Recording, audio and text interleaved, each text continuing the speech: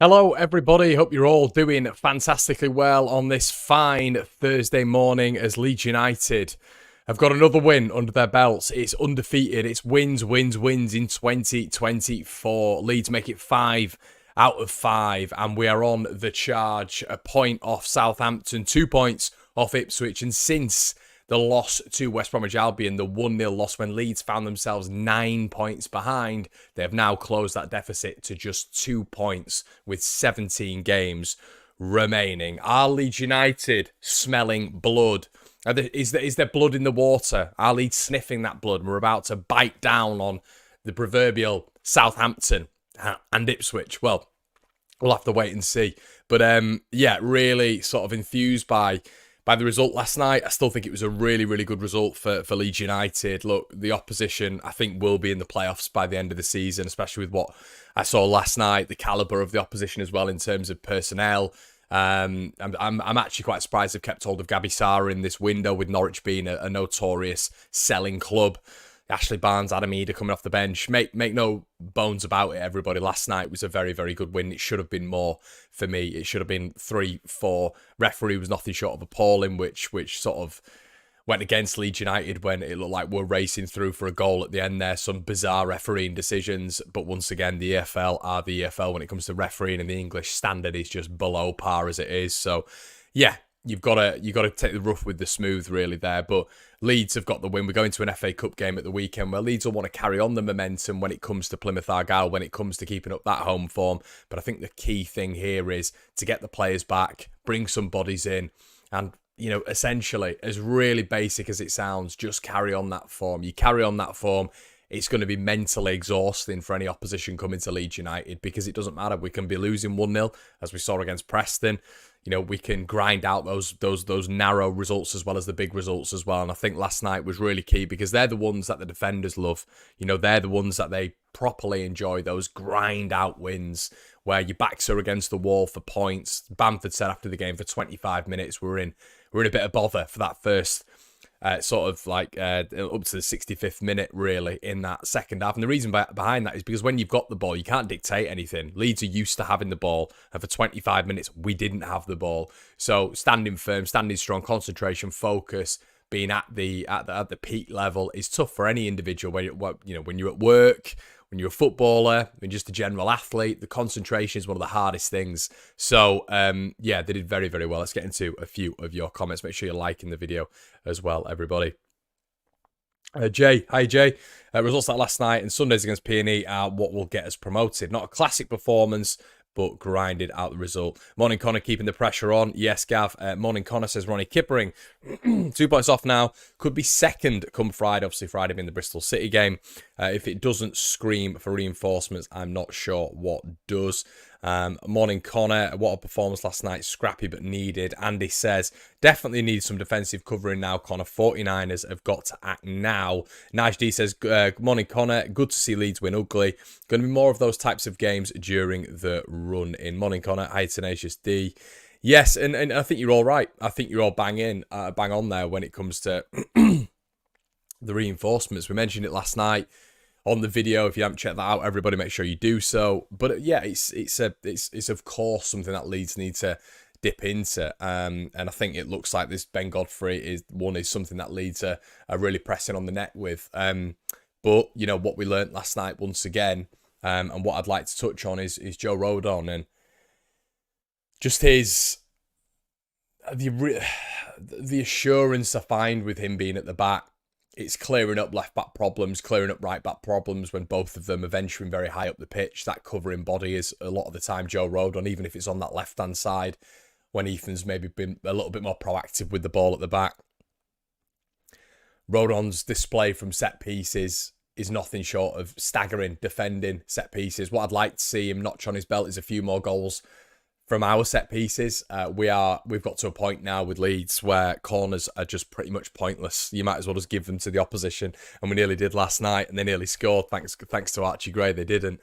But yeah, I think it's one of those things where Leeds need to definitely improve going forward. But Joe Rodon as a collective, as a package, so far for the Whites has been staggering, absolutely staggering addition. And you do get to the back end of this window and just a permanent signing will be unbelievable for him. It won't get done. It would be senseless for the player to sign that deal. But if Leeds had to get that done, I mean, he's thoroughly in the shop window now. He wasn't in the shop window as such, obviously, when he had that really good spell at Swansea. Tottenham picked him up. But he's not really been in the spotlight since then. Obviously, it wasn't great for him at Rennes as well. But now he's fully in that shop window. I think he's just been exemplary. And someone said to me last night on the stream, is he more impactful than Pascal Strout? And I think Pascal Strout's a better footballer, to be honest with you. But when you look at Joe Rodon being out of this side and the level difference, and I know you've got to look at who we're playing. We're playing Southampton, but at that point in time, Southampton were about to sack Russell Martin. Bear in mind, we kicked off their 21-match unbeaten run with that 3-1 loss at St Mary's. When Daniel Farke decided to not put him in and stick with Liam Cooper, the level difference was just so big. Pascal, for me, is the better footballer, but I'm not sure we would see as much of a level difference with him being out of the side. I think Ampadu covering at the back maybe is something that helps that, For example, Liam Cooper was back there, wasn't he, when Rodon was out. Ampadu maybe is a better defender, some may say, than Liam Cooper. Who knows? But I just think Rodon's impact from the back is just staggering. It's a shame Pascal's not there with him, but overall, the package that we've got with Joe Rodon is just unbelievable. And, once again, last night, I gave my player ratings on the Patreon, and he was a very, very high rating. And, he's your standard 8 out of 10 every game, Joe Rodon. I said last night he'd had everything else but his grandma, or even his grandma probably. But yeah, just fantastic. And he is the definition of winning ugly. Hi Connor, what was that when we were going on goal with no keeper in the net and the ref blows for Carl? Your guess is as good as mine. Leeds won a free kick earlier on in the move, and instead of playing advantage, the referee decided to blow up. Just honestly, some of the officiating, you've never seen anything like it. You've never seen anything like it. Yeah, it's just staggering. Leeds throw on goal, he blows up for a free kick. Why? In what world? In what world is that the correct decision? Play advantage. Leeds a throw on goal. Bizarre. But, this is what it is, isn't it? In previous years, we lose games to Preston and Norwich, yeah. Thoughts on Farke not willing to make any changes unless it's pretty much on the 90. Thought Kamara and Bamford looked leggy near the end. Maybe options weren't there from the bench. And what I'd say, Dara, is, in all fairness to him, he didn't have many options last night, did he? What are you looking at? Shackleton, Byron, Perot, realistic options. That isn't your normal option, really, is it? He normally gets to the 75th minute and he has Jaden Anthony, Willian Yonto, Perot. He might have, Gruev on the bench. He's had a real section of quality players to come off the bench. And now he doesn't have that. He doesn't have that. And listen, we have got a lot of very, very good options. But I did think towards the end last night, Leeds weirdly grew into the game. You look at those last. I mean, we're using SofaScore, everybody. Download SofaScore, free download. One Leeds affiliate link. I'm over there as well. Well worth it. But we're looking on SofaScore's analytics yesterday. And Leeds' momentum bar was way in advance of Norwich's for the last 20 minutes. Momentum bar is obviously, as it says on the tin, everybody, it means that Leeds were in control really for the last 20 minutes. As I kept mentioning, this is credit to Rodon again, it's credit to Ampadu and Firpo and Archie. They didn't really do anything. A decent strike from Sarah had to score in that first half, but we had a fair few opportunities where we caught them high and our decision making was lackluster. It wasn't great. And, we sort of enabled them to recover. But that high press, nicking the ball off Duffy, nicking the ball off Gibson, then Gibson fouling one of our men, nicking the ball off Jack Stacey. Leeds were doing that and it's a real success. But the problem was the final third. Jaden Anthony had to score. Bamford, there's an argument he had to score. Somerville bends it round the post, terrific save from Angus Gunn. Somerville's pass to Angus Gunn as well. We had so many opportunities and the XG sort of backed that up as well. JC says there'll be rotation on Saturday, but I don't think Farke will rotate the entire squad. That's not his style. Certainly just won't play the kids. Wins, breathe confidence of Farke will want momentum. I agree with you, mate. I completely agree with you. Hi, Nick. Still not getting any favours from refs. Another terrible performance from the ref last night. I agree. Yeah, Justin's in the building. Please hit the like, everybody. It does wonders for the channel. Another thing we learned. Let's talk on the guy. Gruev is a proper player, says Mr. Anthrope. He covers short ground rapidly and he always plays the right pass. Do you know what I liked about him? And he was doing my nutting a little bit on the watch along, Mr. Anthrope. The point of which Leeds have the opportunity to switch the ball and bypass 2, 3, 4 passes in the midfield and in those defensive actions is staggering. The opportunity, because our wingers literally can touch the sideline. They're that wide at points, but Leeds elect to pass it. And what you do is with these short passes, what that enables the opposition to do is always move over. They get to move over this way, move over that way very, very easily. What Marcelo Bielsa used to do is exploit the fullbacks. He'd exploit the opposition fullbacks with underlaps, overlaps, and that crossfield ball from Calvin Phillips. Leeds have the opportunity so many times to do this, and we don't do it. The beauty about last night was Gruev was taking it upon himself not to just do these short actions, not to just do these lateral passes, but also get the ball and utilise that left foot. Spray that pass. And that was the difference, I think, with him and maybe a couple of other central midfield performers in that game last night. Let me just close the blind, everyone. 2 secs.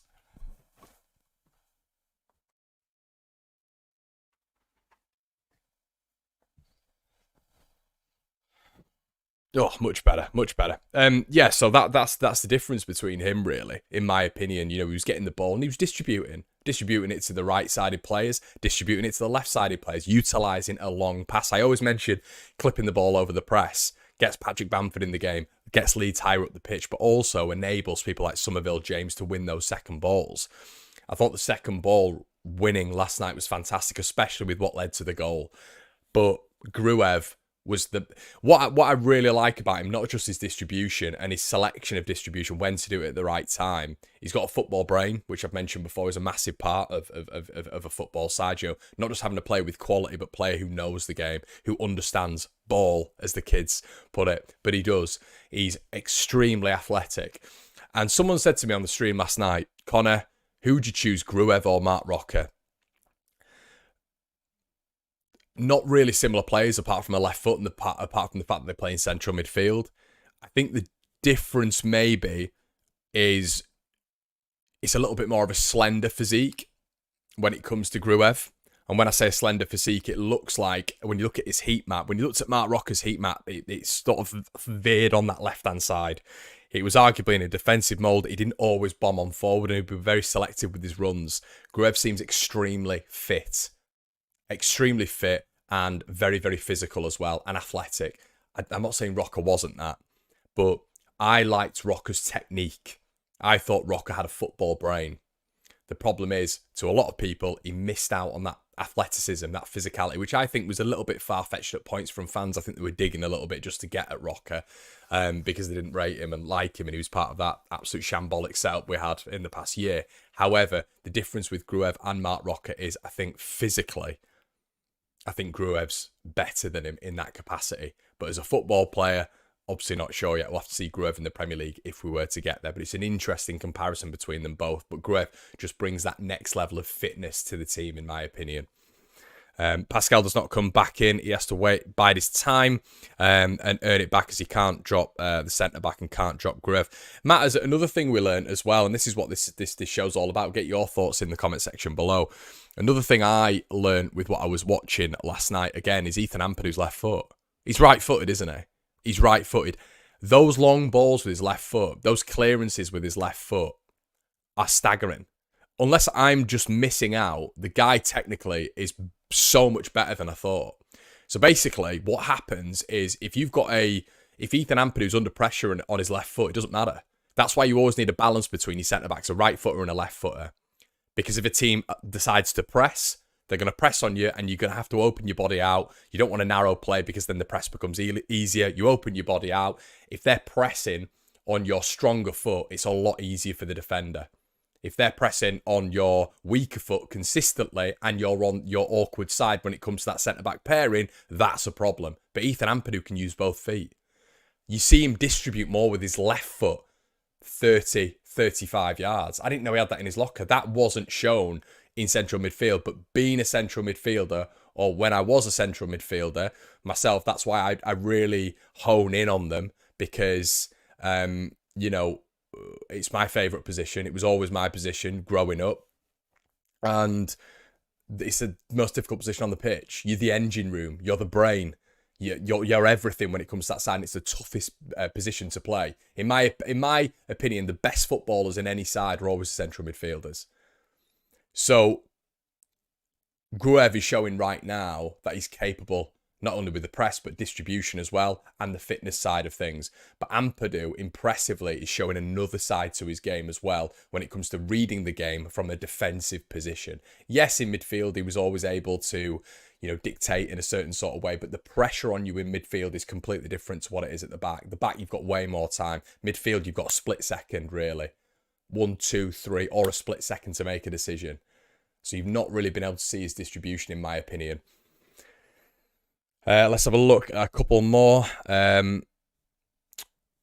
Gruev is the heart. I'm liking Gruev. Gruev has nailed that position. Connor says, Leeds fan, hey mate, surely all the injury-prone guys like Bamford, Firpo don't play the cup game, rest them, don't want them injured in that game, could have them out for weeks. Well, yeah, I guess Leeds fan, because you've got the option to rotate there. You've got Byram who can come in, and you've got Firpo. I'd like to see Joseph. New contract. I'd like to see him. I want to see him get more minutes. Maybe roll out Jaden Anthony as well. See him get a few minutes. I didn't think he was bad as people were saying last night. His first couple of touches, he nearly got an assist. If Somerville didn't side foot that one over the bar, within 2 minutes, Jaden Anthony skipped past the man, got Giannoulis a yellow card, which for some reason we didn't exploit during the game, by the way. That was in the 46th minute. And then the second one, he whipped it round the defender, put the ball into the box. Somerville with a woeful finish over the bar. Should have laced it. He's 10 yards out. So Jaden Anthony made an impact straight away. But, throughout the game, Leeds really started to move on the left-hand side when you've got Giannoulis on the right-hand side, their left-hand side, who's booked. So, yeah, that was. I don't think Jaden Anthony had a bad game whatsoever. I disagree with people saying that. Maybe it's time to introduce Jamie Shackleton in that game. And you'd like to see with rotation how strong this side actually is. The problem was when we utilised rotation previously, I think the biggest time we did it was 3 changes against Stoke City. We just looked woeful. So we need to trust our rotation, really. The squad does need thickening up. It really does need thickening up. So we've just got to hope that Archie's going to be okay, and Dan's definitely going to miss this game, isn't he? So let's wait and see. Keep getting your comments in, everybody. You can join the YouTube membership as well, everybody. We've got loads of people on the YouTube membership. We've got Lee Bentley, who joined the Patreon yesterday. We'll have podcasts out there today. So make sure you're checking on that for bonus edition. And hit SofaScore, link in the description below. Talking to Ollie McBurney's dad last night at the game, and he said Leeds look like landing Godfrey as Everton won't loan to a Premier League rival. Yeah. The rival thing is pretty obvious. I think that's why I sort of mentioned 2 or 3 days ago, Nick, that Sheffield United, I feel, are just being used as a pawn here, abroad or a championship club. I mean, you saw Fabrizio Romano said it would be more attractive for Everton to essentially be loaning him out to a championship side. The difference is with Serie A and the championship is the championship a lot of the time replicates what you get in the Premier League, but it's just a level below quality. Serie A is a very different game. Very, very different. A lot of focus on the technical side of the game, whereas the Premier League, and I feel the championship at a sub-level, but is athletic, it's fast, it's full of just fitness, endeavour, energy, but, complemented with quality as well.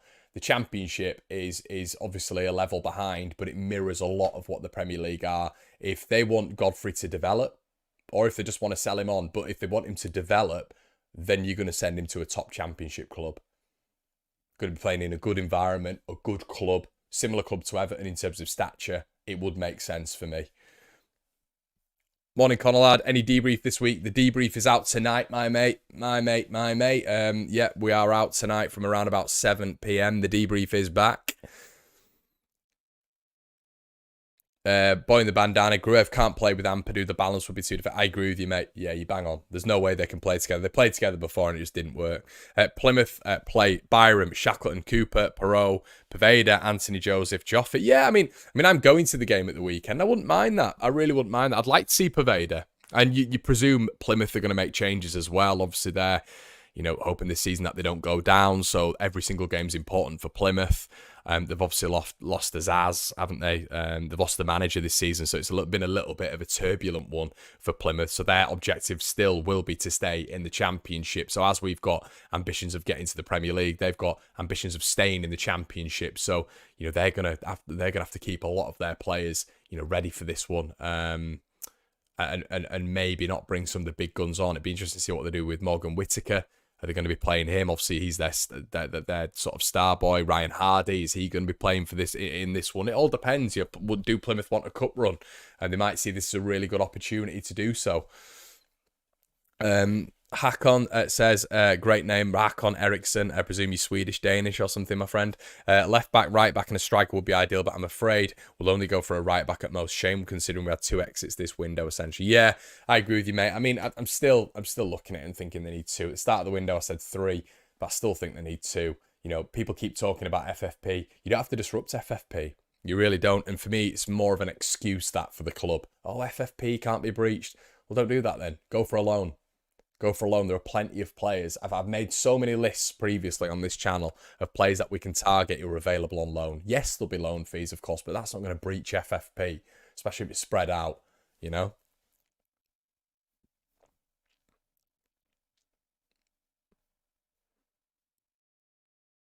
Tenacious G says, I'm a little bit behind, but would Strout get in at the moment? Yeah, for me still. I mean, yeah, look, it's all recency, isn't it? We're in a good vein of form at the minute, but would we right now have been impacted in a negative way if Pascal had been playing? I don't think so. I don't think so at all. I think that's, yeah. Ampadu's been good, been really, really good. But Pascal he's height, he's proactiveness from the back. It means potentially that we can do a little bit more in midfield. It's a difficult one. It is a really difficult one right now because you know that probably is the good side of everything. You know, is there any way that you can drop Ampadu at the minute? You know, I'm really happy with Ampadu back there. I really like Ampadu. Can you drop him? No. But then Pascal, for me, Pascal's like top 2 defenders in the Premier League, in the Championship. I rate him so highly. I think he's so underrated, so underrated with what he does. And I think you've seen a lot of strain on Rodon, in my opinion, when Pascal's been out. I think Pascal takes a lot of him. Pascal's just that operator at the back, isn't he? He's such a good player, good footballer. And when you've got the likes of PSG, Dortmund, all that sort of you know caliber clubs looking at him, can you really keep him out? You know, of this side, that sort of quality player. You know, you either differentiate that midfield, or maybe Ampadu or Gruev goes out. West Aussie says Farker has to rotate, as he was talking about injuries for the first time. I agree, mate. I agree. Philip says, just join us. Smash the like for you, Connor. Buzzing about the win. Cheers, Phil. If all of you guys would do so, please make sure you join the YouTube memberships as well. Well worth it. You get your own little icon. I always read out your comments first as well because you're contributing to the channel, of course. And the Patreon, more podcasts out per week. Make sure you download SofaScore as well. Well worth it. Allow Gruev in the team. Has to be Ampadu over Strout. Yeah, fair enough, Ryan. Fair enough. Not sure why this Connor Roberts deal isn't done yet. Does seem obvious, doesn't it? Connor, when Pascal comes back, does Gruev get over Ampadu? Will miss Gruev's long balls. Yeah, I mean, that's another interesting thing. I think Ampadu's the better out of him and Glenn Kamara at those long balls. I think Ampadu will try it, but the problem is he just doesn't. You just don't get enough time on the ball. So as a midfielder, does Gruev utilize? I mean, it's a small sample size, but you know he played well in the Bundesliga, did Gruev. But from what you've seen so far, and this is my question to you guys: does Gruev utilize space more efficiently than Ampadu? I think Gruev, if you were to look at his heat map in comparison to Ampadu, is everywhere. And I think Ampadu's a quality operator in that midfield. But do you get a little bit more from Gruev in there? So then, are you literally looking right now at a conversation of Ampadu or Strout? Or does Mr. Farker, you know, hey, there's an option of putting a midfield 3 in there, isn't there? All day, every day, there's an option of that. as an option at some points, maybe revert into a 3-5-2. There are different ways of getting your best players in a side, But that's all about pragmatism, and I'm not sure Farke has that in his locker. It's always been 4-2-3-1. So unfortunately, where we probably could have all of them in the side, it's that England scenario, isn't it, with the golden generation where you had like Paul Scholes playing left wing. You have to adjust the system to get the best players in the squad.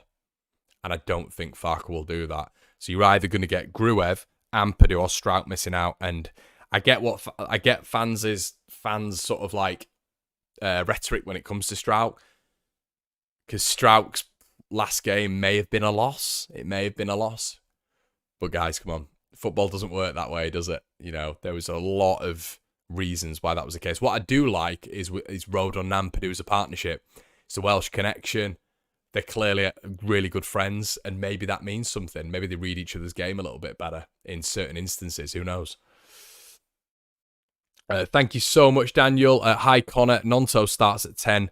Would Bamford start? If Nonto is to start at 10, obviously if he's back from his injury, you're probably looking at Matteo Joseph up top, Jaden Anthony.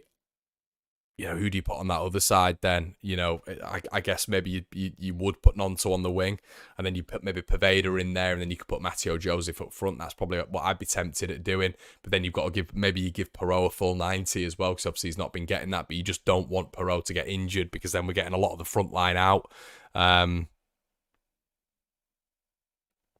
Yeah, I'd probably look at, if you're asking me right now with a gun to my head, I'd probably look at putting Jaden Anthony in, Poveda in as the front four. Jaden Anthony, Poveda, Nonto, and Matteo Joseph. That'd be my front four for the weekend. Probably midfield 2. I'd look at keeping Gruev in, I'd look at keeping Gruev in. I really would. And then maybe Shackleton. Maybe Shackleton in there, see what you can do as a midfield 2. Then the back line, Byram. On the right. Firpo on the left, I'd keep him in. And then the back 2. I'd go for the back 2, but he's not going to put him in the squad, is he? You've got no option really, have you? It's probably going to have to be a case of, once again, Ampadu and Rodon. And then maybe Klaassen in net. Or Melier in net, to be fair. Goalkeeper, he needs to build up his confidence as well, doesn't he?